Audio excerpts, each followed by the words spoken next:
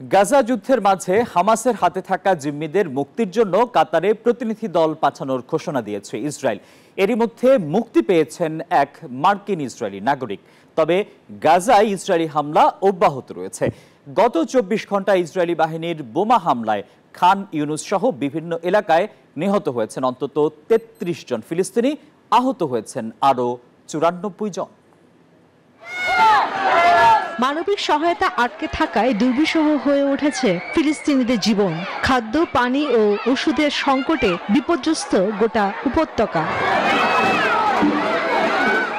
তবে এর মাঝেও উপত্যকাটিতে থেমে নেই ইসরায়েলের হামলা। গত একদিনে খান ইউনুস সহ বিভিন্ন স্থানে দখলদারদের হামলায় প্রাণ গেছে বেশ কয়েকজনের।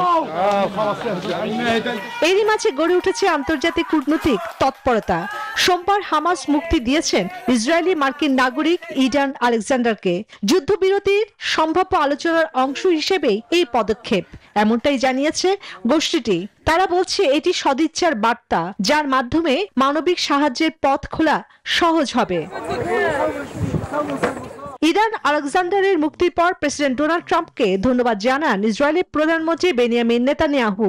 একই সঙ্গে জানান হামাসের কাছে থাকা বাকি জিম্মিদের মুক্তির বিষয়ে আলোচনার জন্য মঙ্গলবার কাতারে প্রতিনিধি দল পাঠানো হবে।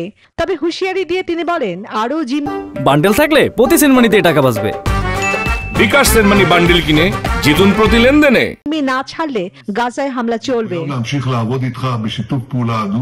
ইসরায়েলি কর্তৃপক্ষ বলছে হামাস নিয়ন্ত্রণে থাকা গাজা অঞ্চল নিয়ে কোনো স্থায়ী যুদ্ধবিরতির আলোচনায় তারা রাজি নয়। ফলে সংখ্যা থেকেই যাচ্ছে নতুন করে বড় ধরনের সামরিক অভিযান শুরুর। এদিকে কাতার, সৌদি আরব ও সংযুক্ত আরব আমিরাতের সফরে মধ্যপ্রাচ্যের শান্তি চুক্তি সম্ভাবনা ইঙ্গিত দিয়েছেন প্রেসিডেন্ট ট্রাম্প। বিশ্লেষকদের মতে ইডান আলেকজান্ডারের মুক্তি ও ট্রাম্পের সফর গাজা যুদ্ধ পরিস্থিতিতে নতুন শান্তির বার্তা আনতে পারে।